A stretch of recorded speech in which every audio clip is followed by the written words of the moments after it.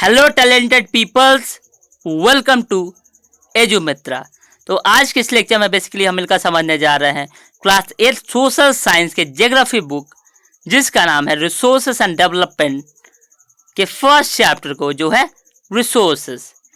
तो इस चैप्टर को जैसे कि मैंने बताया था कि मैंने इस चैप्टर को 2 पार्ट्स में कवर किया है। तो प्रीवियस वीडियोस में मैंने इसके फर्स्ट पार्ट को आपको एक्सप्लेन किया था। तो आज के इस लेक्चर में हम इसके सेकेंड पार्ट के बारे में बात करेंगे और आज के लेक्चर का हमारा फर्स्ट टॉपिक होगा ह्यूमन मेड रिसोर्सेज। तो शुरू करने से पहले अगर आप हमारे चैनल पर नए हैं, चैनल को सब्सक्राइब कर लीजिए और बेल आइकन का बटन दबाना ना भूलिए, क्योंकि मैं अपने चैनल पर ऐसे ही एजुकेशनल रिलेटेड वीडियोस लाता रहता हूँ। तो चलिए शुरू करते हैं।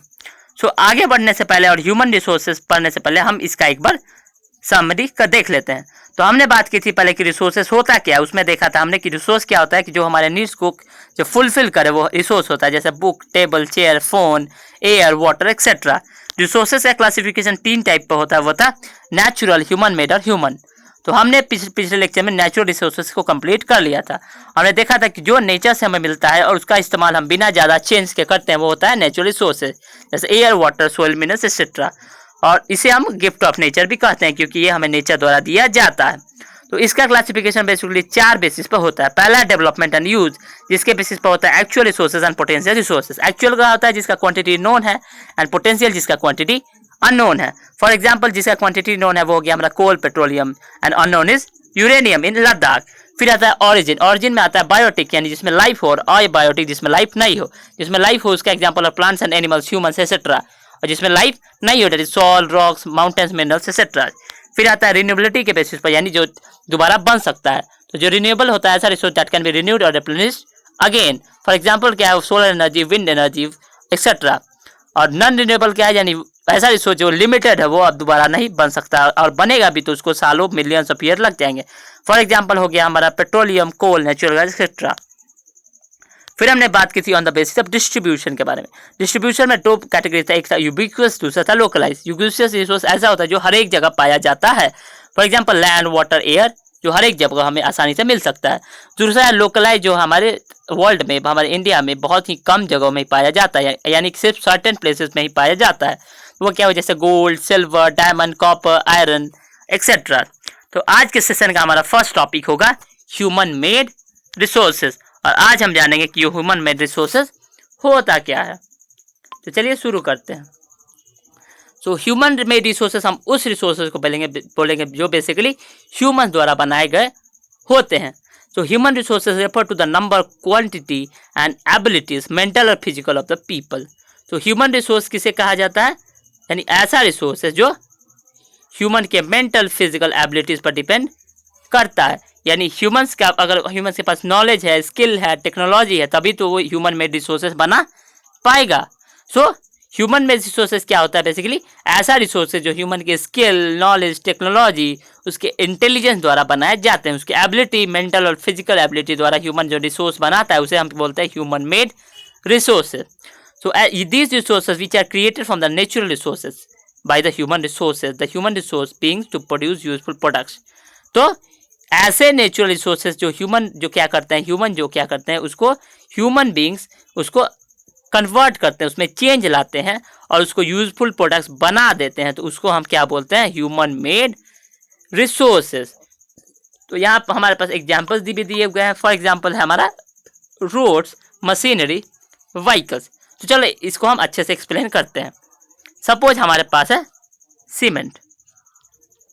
ये कहाँ से आता है, बेसिकली रॉक से या सिलिका, लाइमस्टोन, बहुत सारा कंटेंट होता है, इसको आप आगे क्लास में पढ़ोगे। या आप हमारे पास ले लो, हमारे पास ब्रिक्स है जो कि आता है सोइल से। और ये सब तब तक रिसोर्स कहे नहीं जाएंगे तब तक हम इसका यूज़ ना कर ले। और ह्यूमन बींग्स क्या करते हैं, इससे हम बनाते हैं रोड्स। तो इससे क्या बना, रोड्स। तो अब ये इसका यूज़ हो पाया है ह्यूमन के नीड्स को सेटिस्फाई करने के लिए। तो रोड्स क्या हुआ, एक ह्यूमन मेड रिसोर्स हो गया।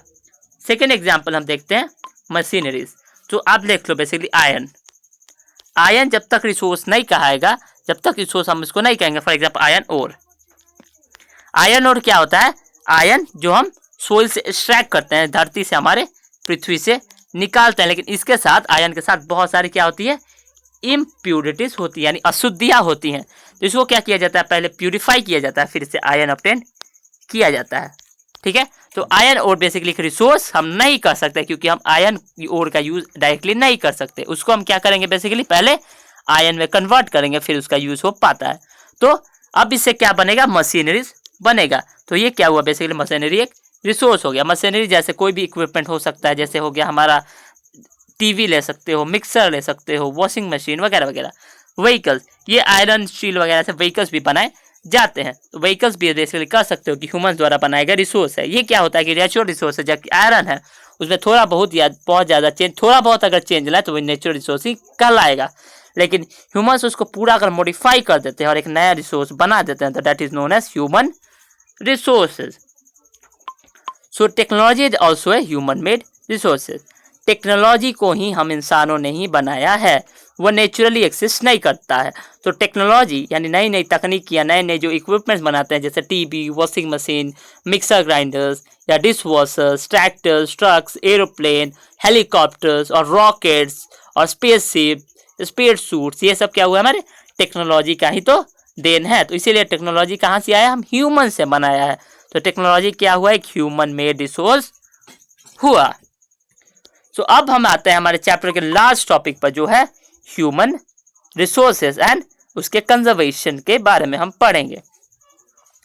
तो ह्यूमन रिसोर्सेज बेसिकली क्या होता है, human resources refer to the number and abilities of the people.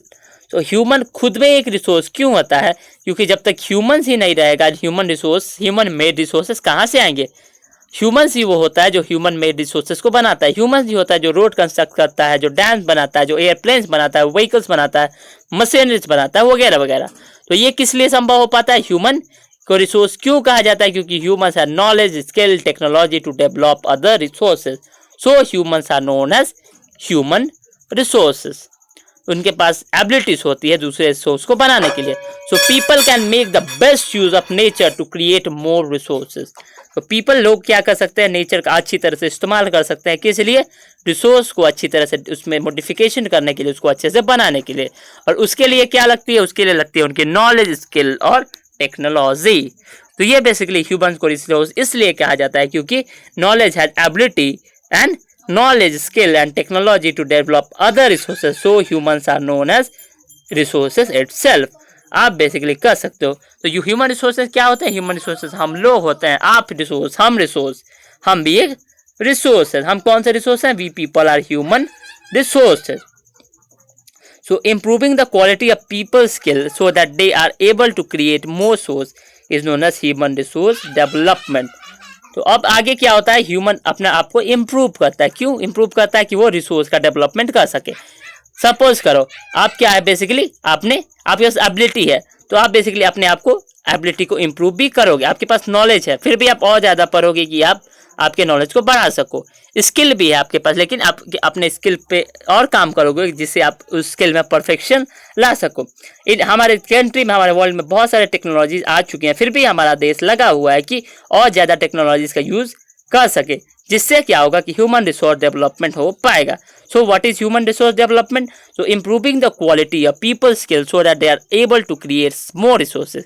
यानी लोगों के स्किल को, उसके क्वालिटी को और बढ़ा देना, जिससे और ज़्यादा रिसोर्स जो है डेवलप हो पाए, क्रिएट हो पाए, तो उसको हम क्या बोलेंगे, ह्यूमन रिसोर्स डेवलपमेंट।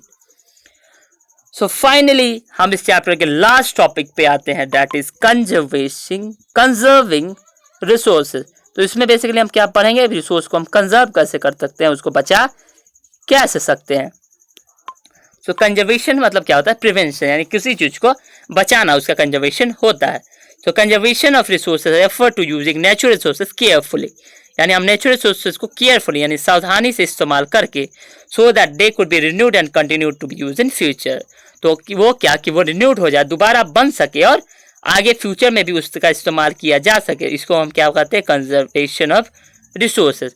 आप बेसिकली देख सकते हो, फॉर एग्जांपल हो गया हमारा कोल, फॉर एग्जांपल हो गया पेट्रोलियम।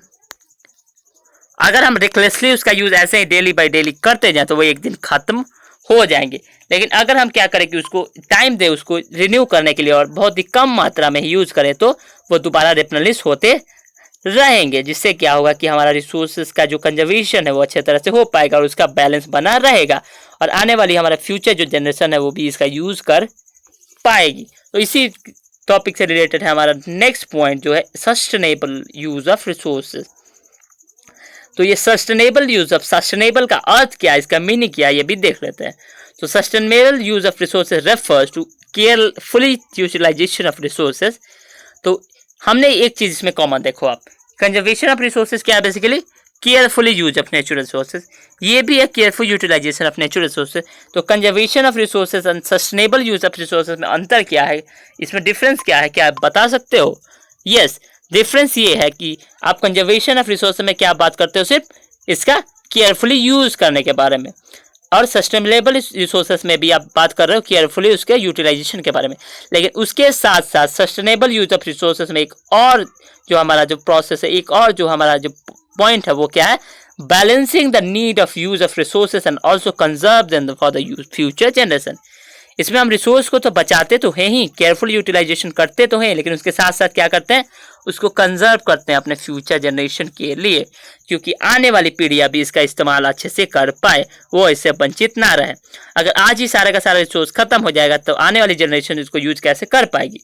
तो इसमें क्या होता है, बेसिकली सस्टेनेबल डेवलपमेंट जिसको हम बोलते हैं, सस्टेनेबल यूज ऑफ रिसोर्सेज क्या है, इसका डेफिनेशन आप यूज नोट कर सकते हो। So balancing the need of use of resources and also conserving them for the future development is termed as sustainable use of resources. ये आपके एग्जाम में बेसिकली 2 या 3 मार्क्स का क्वेश्चन आ सकता है।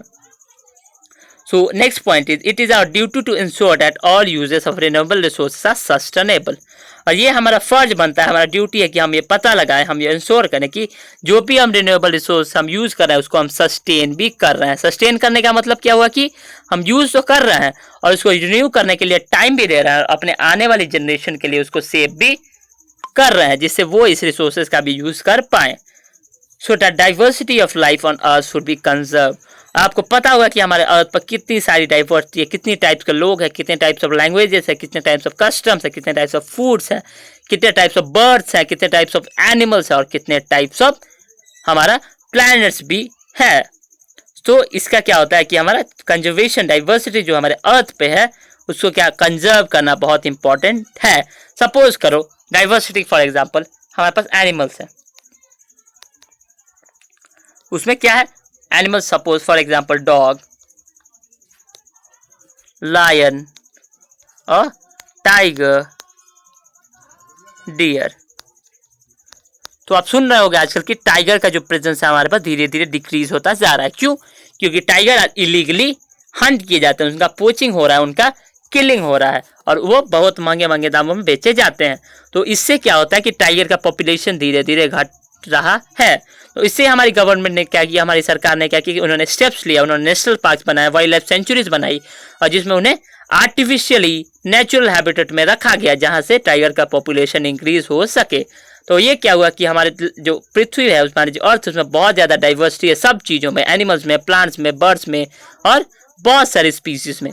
तो जैसे कि यहाँ हमने देखा है, तो हम क्या करना है कि अगर एक ही स्पीसीज पर ध्यान दे तो दूसरा स्पीसीज हो सकता है कि खत्म हो जाए, वो डेंजर पड़ जाए, वो एंडेंजर होने के कगार पे आ जाए या फाइनली एक्सटिंक्ट भी हो जाए। तो इससे लिए क्या होता है कि हमारा जो सस्टेनेबिलिटी है वो हमें ये ध्यान देना चाहिए कि जो डाइवर्सिटी है, हमारा जो बहुत टाइप्स ऑफ जो हमारे पास स्पीसीज है, ऑर्गेनिजम्स है, उसका कंजर्वेशन भी होना चाहिए। So the damage of natural environment system should be minimised. और हमें ये इंश्योर करना चाहिए कि हम नेचुरल सिस्टम जो हमारा एनवायरनमेंट है उसका डैमेज कम से कम कर सके या ना मात्रा में ही करें और ना ही करें, क्योंकि हमारा जब नेचर एनवायरनमेंट का डैमेज होगा तो ये हमारे लिए बहुत डेंजरस हो जाएगा। जैसे कि आपको पता होगा ओजोन लेयर डिप्लीशन के बारे में कि जो हमारा सन का जो हार्मफुल रेस जो हमें जो बताता है, जो ओजोन लेयर वो बीच में उसमें होल हो गया था, जिससे हमें खतरा था कि हमारा जो सन का जो अल्ट्रा वायलेट रेस है जो हम तक पहुंच जाएगा। और मैं आपको बता दूं कि सन रेस अगर डायरेक्टली आपको अल्ट्रा वायलेट मिले तो आपको कैंसर हो सकता है और बहुत सारी वैसे ही रिलेटेड डिजीजेस हो सकते हैं। लेकिन फाइनली साइंटिस्ट ने हमें बहुत स्टेप्स लिए, प्रिकॉशन लिए और फाइनली ओजोन का लेयर फिर से वापस रिप्लेनिश हो गया है। So there are many ways of conserving resources. Resource को कंजर्वेशन करने का बहुत सारा तरीका दिया हुआ है हमें, क्या है उसको भी हम देखते हैं। So each person can contribute by reducing consumption, recycling and reusing things. तो हर एक इंसान को, हर एक पर्सन को इसके लिए कंट्रीब्यूट करना चाहिए। किस द्वारा? अपना कंजम्पशन को घटाकर, रिसाइकलिंग को घटाकर, रीयूजिंग कर कर। आपको बता दूं कि रिसोर्स कंजर्वेशन का 3 फॉर्मूला तो आपको पता होगा। पहला है रिड्यूस, रीयूज एंड रिसाइकल। इसके बाद एक और हमारे पास आता है, that is refuse. This is 4R formula. आपने बेसिकली साइंस में पढ़ते आ रहे होंगे। तो हमें क्या करना चाहिए? रिसोर्सेज का रीयूज करना चाहिए, रिड्यूस यानी कम से कम यूज करना चाहिए। जैसे प्लास्टिक्स होगा जो हमारे लिए बहुत हार्मफुल है, उसका हमें कम से कम यूज करना चाहिए। दूसरा है रीयूज, यानी एक ही चीज को दोबारा यूज करना। फॉर एग्जाम्पल, आपके घर में जो हमारे पास जो आते हैं जैम्स के बोतल्स हो गए या सॉस के बोतल हो गए, उसका इस्तेमाल हम स्टोरेज के रूप में कर सकते हैं, उसको फेंके बिना, जिससे हम बचा सकते हैं अपने एनवायरनमेंट को। उसके बाद आता है हमारा रिसाइकल।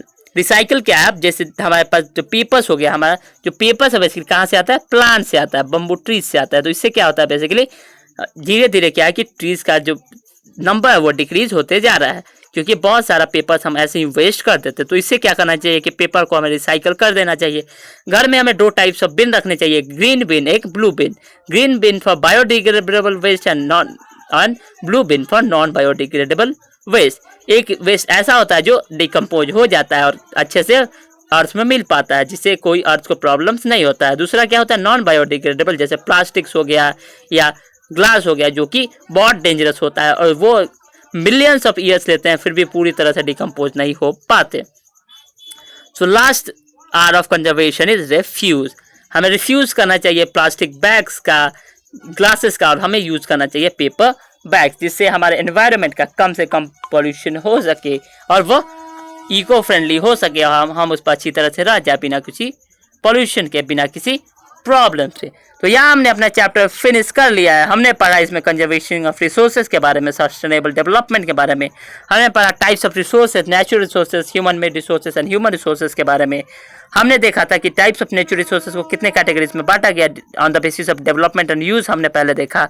फिर हमने देखा on the basis of origin, फिर हमने देखा on the basis of distribution. फिर हमने सबसे पहले जाना कि नेचुरल रिसोर्स होता क्या है। फिर हमने सबसे फर्स्ट टॉपिक डील किया वो था रिसोर्सेज होता क्या है।